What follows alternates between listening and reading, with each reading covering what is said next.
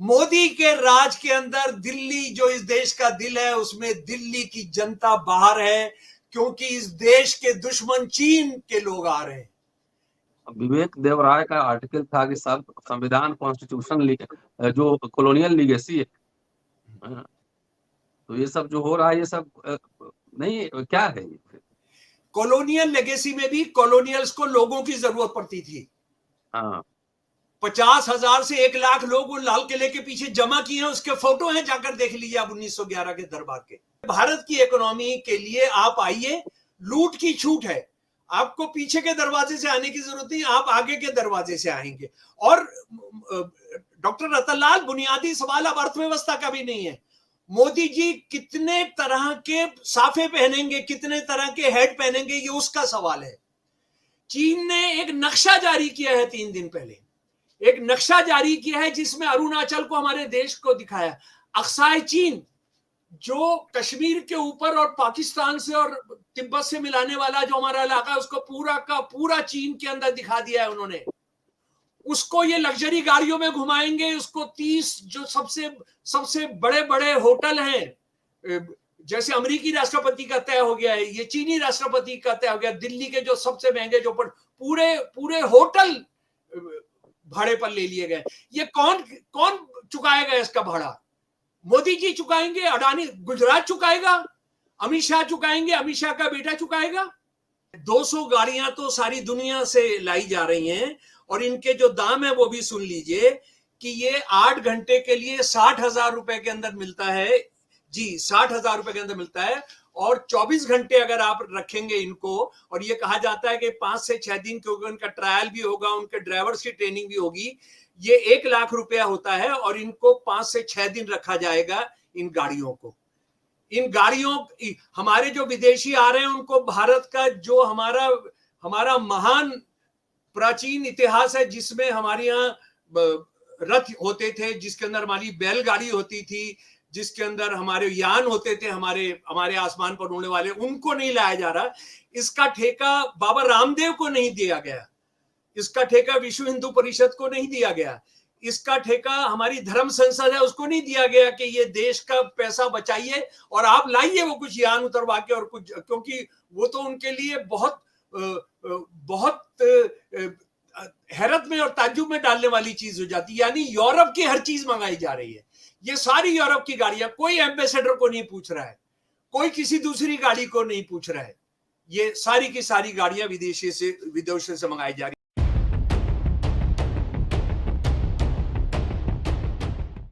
G20 की meeting Delhi में होने वाली है।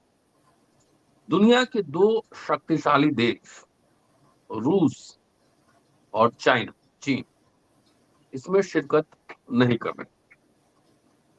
3 दिन तक, कम से कम 3 दिन तक दिल्ली में एक तरह का लॉकडाउन रहेगा। इसके पहले भी अमेरिका के कई राष्ट्रपति आ चुके हैं और कई मीटिंग यहाँ पे, कॉमनवेल्थ गेम्स, एशियाड तमाम हो चुका है, लेकिन कभी इस तरीके से 3 दिन दिल्ली बंद नहीं किया गया। जब प्रधानमंत्री नरेंद्र मोदी जी के मित्र डोनाल्ड ट्रंप दिल्ली आए थे तो महज कुछ किलोमीटर दूर उस समय दंगा हो रहा था दिल्ली में। लेकिन इस बार क्या खास है जिसकी वजह से लॉकडाउन है? क्या एजेंडा होगा G20 का? और चीन और रूस, जिनपिंग और रशियन मुखिया क्यों नहीं आ रहे हैं, इसकी भी समीक्षा होगी। पुतिन यहाँ क्यों नहीं आ रहे हैं? और इस एपिसोड में इन तमाम विस्तृत इश्यूज पर चर्चा करने के लिए शमसुल इस्लाम साहब हमारे साथ हैं, उनसे इस पर चर्चा करूंगा। सीधा लिए चलता हूँ शमसुल साहब के पास, और मैंने एक इनिशियल पृष्ठभूमि बना दी है। अब शमसुल साहब के पास जो रिसर्च है उसको सुने। जी सर। दोस्तों और डॉक्टर रतनलाल, परसों निशांत जो नुक्कड़ नाटक संगठन है मेरा, उसकी एक प्रस्तुति में मैं दिल्ली था, तो वो जो लोग देखने आए हुए थे, इत्तेफाक से वहाँ जो रेजिडेंट वेलफेयर एसोसिएशन है उसके प्रेसिडेंट भी थे। तो नाटक जो महंगाई, बेरोजगारी और सांप्रदायिकता पर थे और बहुराष्ट्रीय कंपनियों पर थे।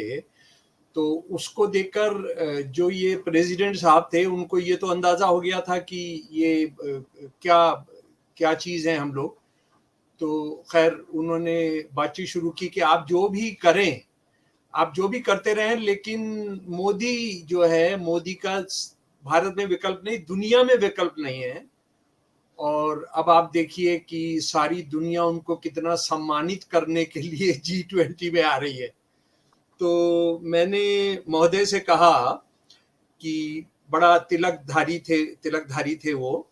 तो मैंने उनसे कहा, महोदय ये बताइए ये G20 है क्या चीज और हमारे देश से इसका क्या ताल्लुक है, और ये 3 दिन जो पूरा कर्फ्यू रहेगा पूरा शहर के अंदर के आसपास के इलाकों में भी, क्योंकि ऐसा तो नहीं है कि आप दिल्ली को बंद कर देंगे या कनॉट प्लेस को बंद कर देंगे या नई दिल्ली डिस्ट्रिक्ट को बंद कर देंगे तो उसके बाद वो कहीं से आने वाला जो है वो आपने वहां नहीं पहुंचे उसके लिए आपने गाजियाबाद में भी आप रोकेंगे, उधर आप फरीदाबाद में रोकेंगे, उधर आप रोहतक में रोकेंगे, क्योंकि आपको पता है कि यहाँ प्रेशर बढ़ेगा और दिक्कत होगी। तो इसीलिए आप देखा था किसान आंदोलन को आप कहाँ रोकने की, कहाँ 20 25 30 मील आपने रोका था और उनको रोकने की कोशिश की थी।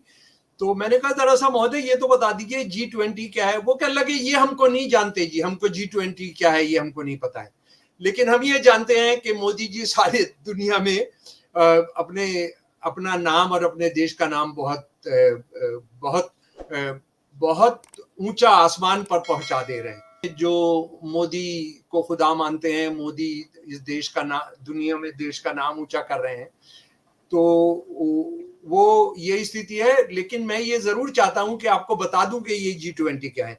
G20 असल में ये सन 1999 के आसपास ये बनाया गया था और इसमें 19 बड़े ताकतें हैं, बड़े देश हैं जिनको ये कहा जाता है कि इनकी अर्थव्यवस्था काफी अच्छे दर्जे की है। और उसके अलावा इसमें यूरोपियन यूनियन है। यूरोपियन यूनियन पूरा का पूरा जितने भी देश हैं वो एक संगठन के तौर पर शामिल है, तो इसको G20 कहते हैं, हम इसको G20 कहते हैं। और मजे की बात यह है कि हमारे जो प्रधानमंत्री हैं और प्रधानमंत्री जहां से आते हैं RSS, वो कॉलोनियल और यूरोपीय सभ्यता, वेस्ट की सभ्यता से बहुत नफरत करते हैं, लेकिन ये पूरे वेस्ट वालों ने बनाया है इसको G20 को। और वेस्ट वालों ने इसलिए बनाया है ताकि जो एशिया अफ्रीका के अगर कोई देश है इसके अंदर तो उसको भी अपने में मिला ले और ये कहें कि भाई तुम भी हमारे जैसे हो, इसलिए तुमने अपनी यहाँ गरीबी भुखमरी की इसकी चिंता करने की कोई जरूरत है, तुम भी महान हो, तुम महसूस करो कि तुम बहुत महान हो। ये उसके लिए बनाया गया था।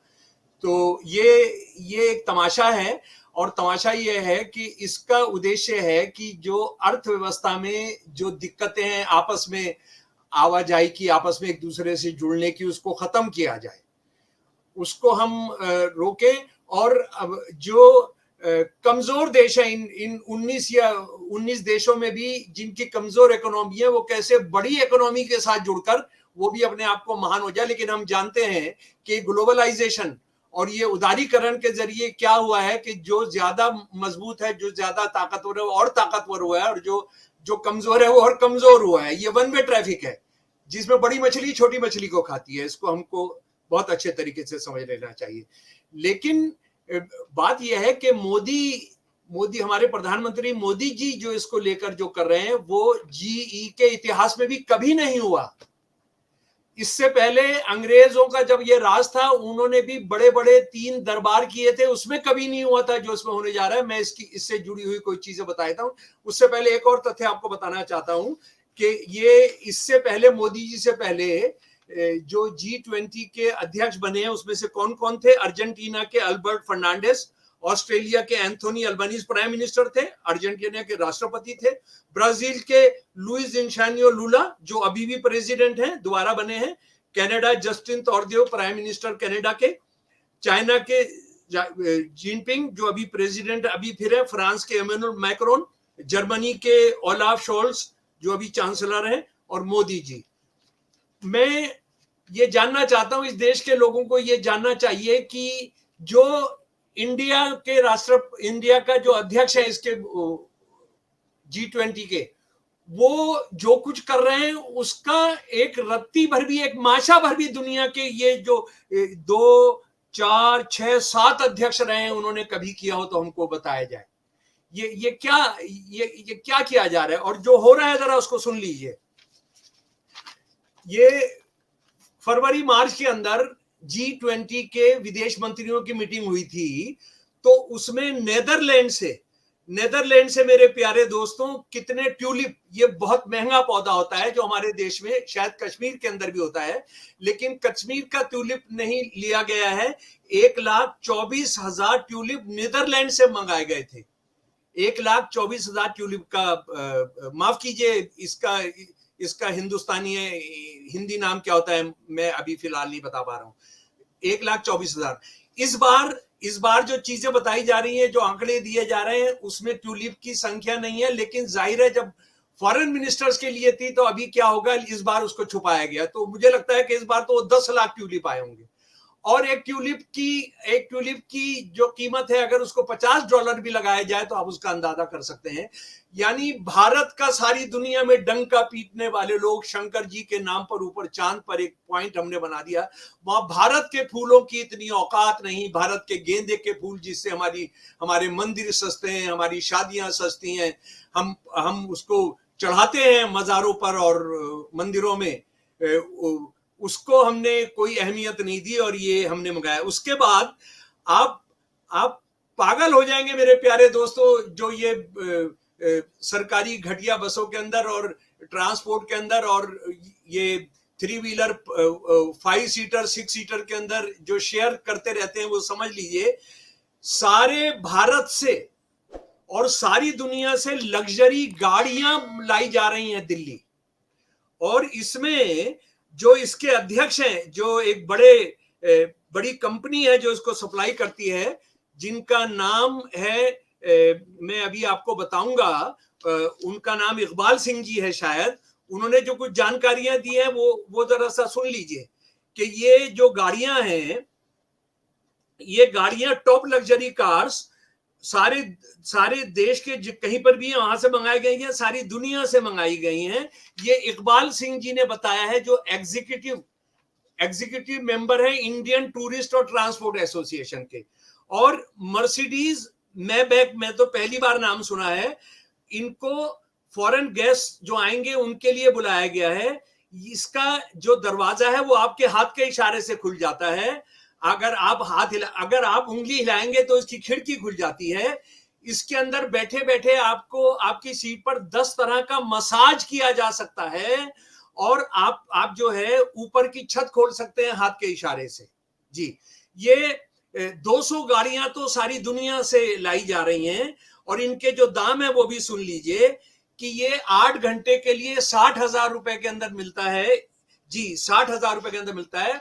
और 24 घंटे अगर आप रखेंगे इनको, और ये कहा जाता है कि 5 से 6 दिन क्योंकि उनका ट्रायल भी होगा, उनके ड्राइवर्स की ट्रेनिंग भी होगी, ये 1 लाख रुपया होता है और इनको 5 से 6 दिन रखा जाएगा इन गाड़ियों को।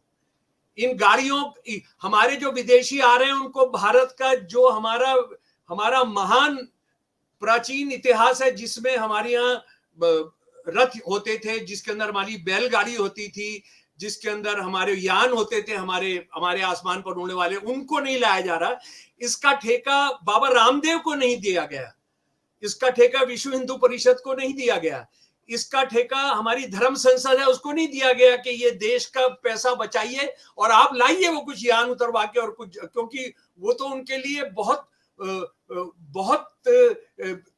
हैरत में और ताज्जुब में डालने वाली चीज हो जाती है। यानी यूरोप की हर चीज मंगाई जा रही है। ये सारी यूरोप की गाड़ियां, कोई एम्बेसडर को नहीं पूछ रहा है, कोई किसी दूसरी गाड़ी को नहीं पूछ रहा है, ये सारी की सारी गाड़ियां विदेशों से मंगाई जा रही है। और उसके अलावा कितने होटल बुक कराए गए जरा सब मैं आपको बता देना चाहता हूं। इसके लिए जो 30 जो 6 सितारा 7 सितारा 8 सितारा होटल हैं दिल्ली के अंदर, गुड़गांव के अंदर, नोएडा के अंदर, फरीदाबाद के अंदर, उनको बुक किया गया है। और जब आप ये कहते हैं कि हम सिर्फ नई दिल्ली बंद करेंगे, आप कितना बड़ा झूठ बोल रहे हैं, क्योंकि इन होटलों में जो ये रहेंगे, ये जो हमारे दामाद रहेंगे, हमारे देश के दामाद, क्योंकि वो दामाद हैं, जिन पर हम लोग खर्चा कर रहे हैं। और मैं एक सवाल पूछना चाहता हूं, और देश के साथियों से आप भी सवाल करिए कि ये मोदी जी की शान के लिए हो रहा है, ये देश की शान के लिए तो नहीं हो रहा, तो इसको आरएसएस का पैसा क्यों नहीं खर्च हो रहा है? इसके अंदर मोदी जी अडानी अंबानी को क्यों नहीं कह रहे हैं कि वो इसमें पैसा लगाए? हमारे हमारे देश का पैसा, जो हमारे टैक्स पेयर्स का मनी है, वो किया जा रहा है। और किन हालात के अंदर किया जा रहा है? आप जानते हैं कि 20,000 जॉब स्कूलों में, कॉलेजों में, लाखों जॉब खाली है, लाखों जॉब सरकारी दफ्तरों के अंदर खाली है। न्यायपालिका के अंदर 40% न्यायाधीश नहीं है, न्यायाधीश नहीं है। और उसके अलावा तमाम जो सारे देश के अंदर जो हालात हो रही है, उसमें पिछले हफ्ते की मैं आपको घटनाएं बताता हूं कि गाजियाबाद के अंदर 100 बच्चियों ने 50 चिट्ठियां लिखी हैं अपने खून से, वहां के मुख्यमंत्री को, बाबा को खून से लिखी हैं कि गाजियाबाद का एक प्रिंसिपल है और उसके गुंडे हैं जो बुलाकर छेड़छाड़ करते हैं, मौलिस करते हैं, हमारी सुनने वाला कोई नहीं, पुलिस वाले उनसे मिले हुए हैं। और उसके प्रिंसिपल को बहुत दबाव डालने के बाद जब सारी दुनिया में, देश के अंदर हंगामा हो गया, ये कितना हमारे देश का नाम कर रहे हैं, तो उसके बाद उसको कल गिरफ्तार किया गया शायद, जो खबर है, और शाम तक उसको छोड़ दिया गया। उसके बाद वेदांता जो एक अग्रवाल साहब इंग्लैंड में रहते हैं, लेकिन देश को लूटने के लिए उन्होंने अपनी बहुराष्ट्रीय कंपनी का नाम वेदांत रखा है। वो किस तरह से सारे ट्राइबल्स के इलाकों का, सारे हमारे आदिवासी इलाके के लोगों को जमीनों पे कब्जा कर रहे हैं, खनिज निकाल रहे हैं। उड़ीसा के अंदर, महाराष्ट्र के अंदर, छत्तीसगढ़ के अंदर कैसी लड़ाइयां चल रही हैं। वो रिपोर्ट आई है कि उन्होंने सारे भारत की सरकार, मोदी सरकार को एक तरह से पीछे के दरवाजे से सारे जो पर्यावरण के नियम है उनको सारा खत्म करने के लिए कानून पास करा दिए। और उसके नतीजे हमने देखे हैं कि अब आपको कोई भी जंगल को हथियाने के लिए, कोई भी ट्राइबल्स की जमीन लेने के लिए कोई क्लियरेंस की जरूरत नहीं है। अडानी साहब ने जो कुछ किया है वो आपके सामने है कि अभी तो उन लोगों के नाम आ गए हैं जो अडानी के लिए काम करते थे। उसमें एक यूएई का बंदा है जो मोदी जी का भी खास दोस्त है, यूएई के शासन, और वहां सबसे बड़ा सम्मान जो है मोदी जी वो पा चुके हैं, सुभान अली शाहबान हली। और एक चाइनीज है, चेंग चुंगलिंग। इन्होंने किस तरह से खरबों रुपए का धंधा किया है अडानी को फायदा पहुंचाने के लिए, और उसके भाई को विनोद, शायद उसका नाम विनोद, अडानी को फायदा पहुंचाने के लिए। और ये किन दिनों के अंदर हो रहा है? चीनी राष्ट्रपति आता है नहीं आता है वो सवाल नहीं है, वो कोई दूसरा आएगा। चीन ने एक नक्शा जारी किया है 3 दिन पहले, एक नक्शा जारी किया है जिसमें अरुणाचल को, हमारे देश को दिखाया। अक्साई चीन जो कश्मीर के ऊपर और पाकिस्तान से और तिब्बत से मिलाने वाला जो हमारा इलाका है, उसको पूरा का पूरा चीन के अंदर दिखा दिया है उन्होंने। उसको ये लग्जरी गाड़ियों में घुमाएंगे, उसको 30 जो सबसे बड़े बड़े होटल हैं, जैसे अमेरिकी राष्ट्रपति का तय हो गया है, ये चीनी राष्ट्रपति का तय हो गया, दिल्ली के जो सबसे महंगे, जो पूरे होटल भाड़े पर ले लिए गए। ये कौन चुकाएगा इसका भाड़ा? मोदी जी चुकाएंगे? अडानी गुजरात चुकाएगा? अमित शाह चुकाएंगे? अमित शाह का बेटा चुकाएगा? जी। एजेंडा इसमें क्या डिस्कस होगा? एजेंडा इसमें कोई डिस्कस नहीं होगा। एजेंडा जो डिस्कस हो रहा है वो तो बनारस के अंदर भी हो रहा है। बनारस के अंदर कल्चर की मीटिंग हो चुकी है, यानी बनारस ही इनको केंद्र मिला है। और वहां बनारस में जो एजेंडा हुआ है कि गांधी जी के बनाए हुए जो संस्थान को, उनको बुलडोज करके सबको खत्म कर दिया गया है। ये जो विदेशी जो कल्चरल मिनिस्टर जो बनारस में थे अभी 3-4 दिन पहले तक, वो वहां गए भी हैं नहीं गए हैं उसका कोई अंदाजा नहीं है, कोई नहीं जानता है। इनको सिर्फ यह है कि भारत की इकोनॉमी के लिए आप आइए, लूट की छूट है, आपको पीछे के दरवाजे से आने की जरूरत नहीं, आप आगे के दरवाजे से आएंगे।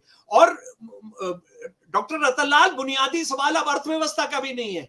मोदी जी कितने तरह के साफे पहनेंगे, कितने तरह के हेड पहनेंगे, ये उसका सवाल है। ये असल में वो बात अब इकोनॉमी की कोई नहीं है। देश की इज्जत की कोई बात नहीं है। ये मोदी जी की शान, शहंशाह, हिंदू सम्राट, भारत का सम्राट नहीं है, वो सारी दुनिया का सम्राट है। ये और बात है कि हम घर में जो कुछ कमाई थी उसको बेचकर कर दें, उसको बेचकर ये हम शान कमाएंगे।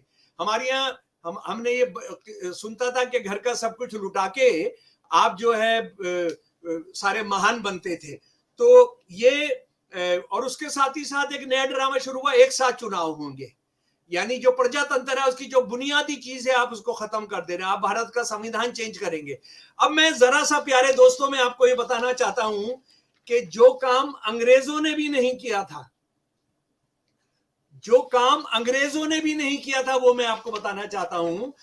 अंग्रेज भी अपनी शान के लिए, अपने जो उनके शासक होते थे, जो शहंशाह होते थे, उन्होंने 3 दरबार किए। डॉक्टर रतनलाल, आपका हिस्ट्री आप उसके विशेषज्ञ हैं। 1877 में दरबार हुआ। 1877 में वहां का बादशाह जो था, किंग जो था, वो आ नहीं पाया था, कोई कारण हो गया था, उसने हमने छोटे भाई को भेज दिया था, उसके बारे में ज्यादा डिटेल्स मौजूद नहीं है। लेकिन 1903 का दरबार है। 1903 के दरबार में किंग एडवर्ड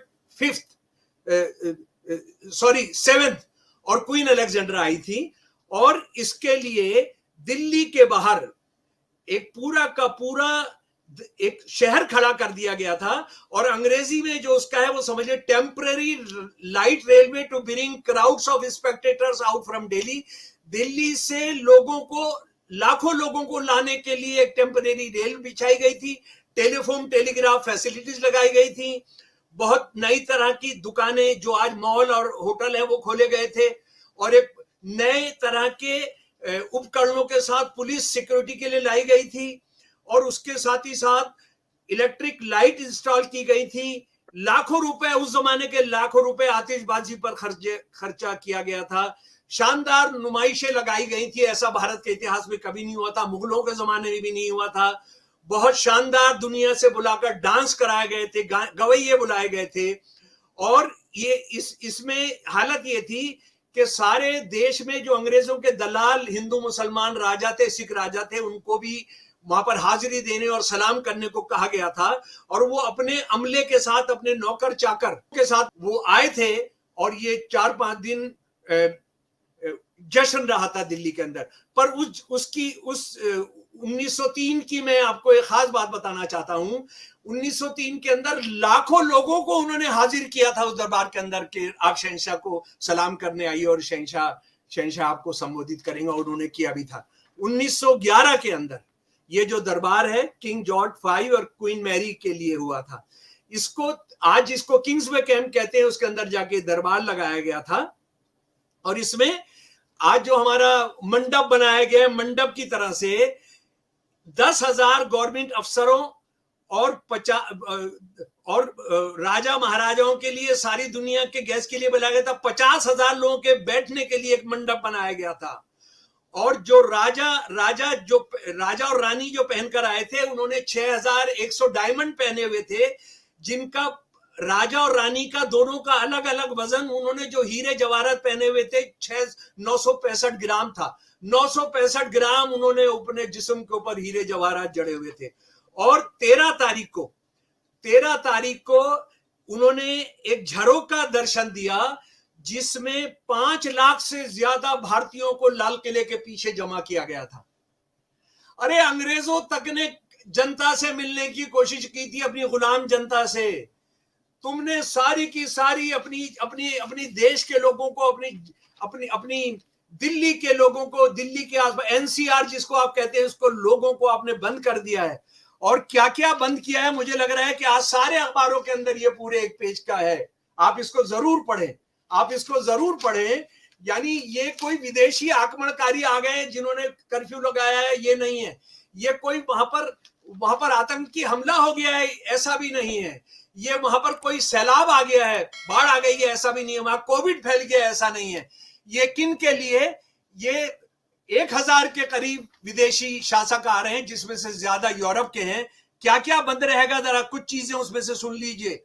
9-10 को सम्मेलन है, लेकिन 5 दिन के लिए जो बंद रहेगा, 4 दिन के लिए अंतरराज्यीय बसों को भी दिल्ली में प्रवेश की अनुमति दी जाएगी। ऐसी सभी बसों को समापन गंतव्य रिंग रोड पर ही रहेगा।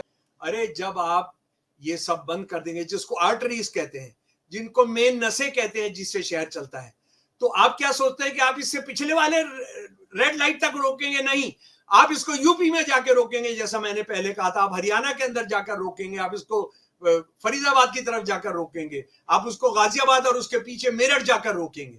आपने ये जो आप कर रहे हैं ये किसके लिए कर रहे हैं?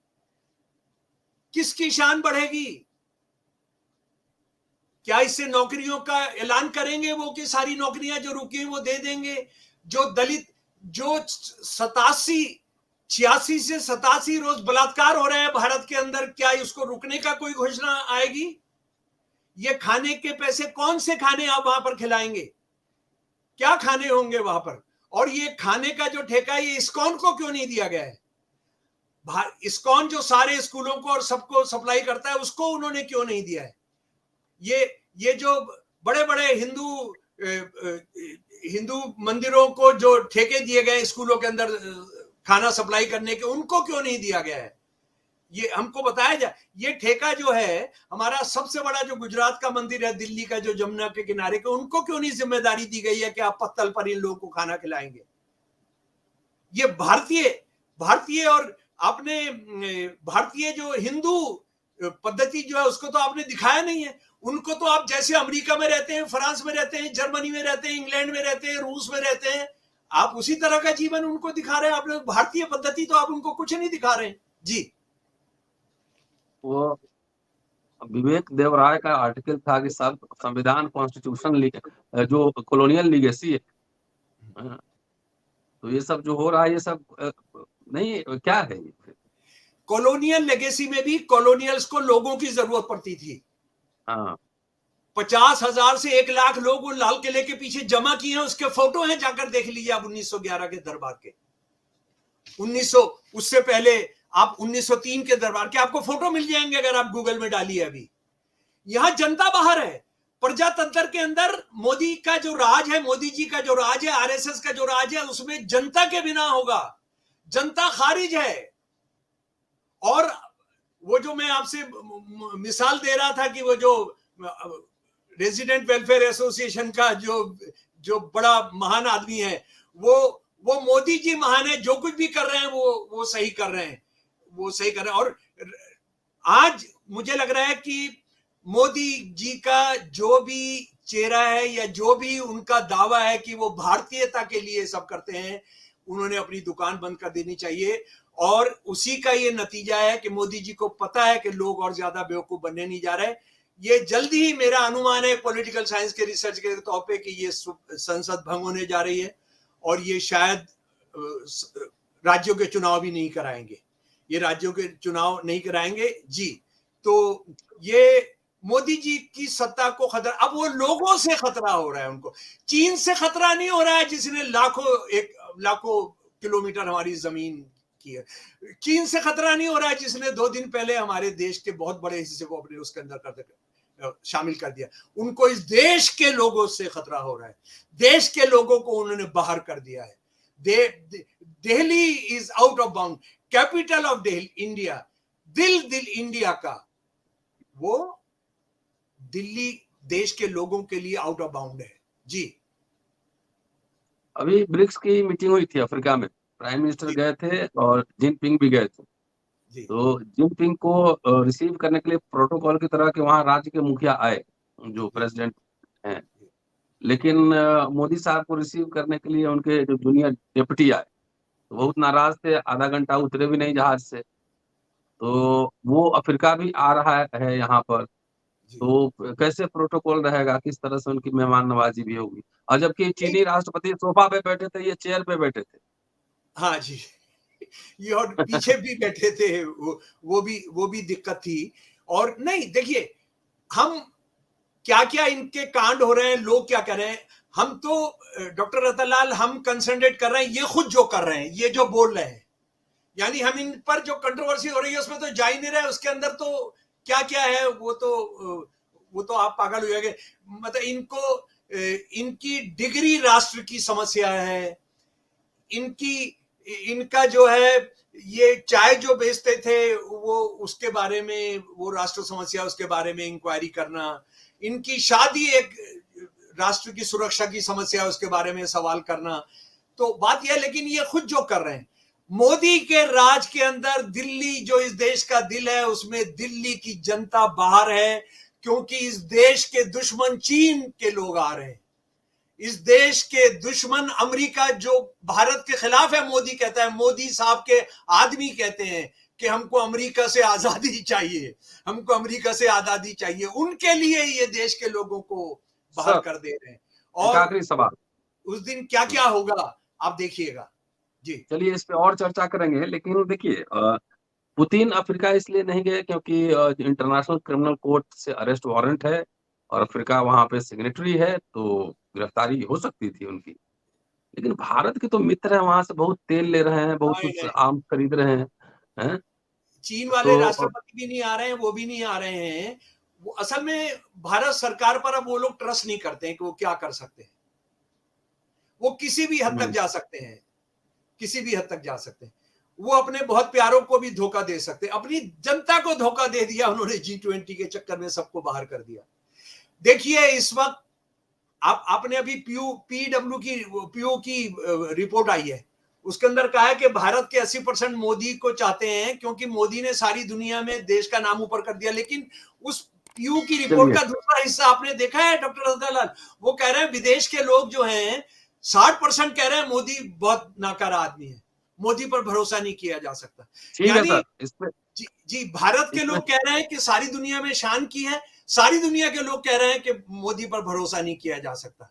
जी शुक्रिया सर, और इस पे चर्चा जारी रखेंगे। अभी 10 तारीख 8 से 10 होने में अभी वक्त है, लगातार इस पे चर्चा जारी रहेगी। आप सुन रहे थे 10,000 जहाज की फ्लाइट्स कैंसिल है, सॉरी 1,000 परसों तक कैंसिल थी, और जो है भी वो आप वहां पहुंच ही नहीं पाएंगे तो कैंसिल होगी। एक ईमानदारी से बता नहीं रहे कि किस दिन से फ्लाइट जो है कैंसिल होंगी, फ्लाइट्स कैंसिल होंगी। जिनकी मेडिकल है, जिनको विदेश जाना है, जिनको नौकरियां ज्वाइन करनी है, कोई नहीं जानता है कि 5 तारीख के बाद इस देश के अंदर क्या होगा। जी शुक्रिया सर, और दोस्तों देखते रहिए अम्बेडकर नामा, इनकलाब जिंदाबाद।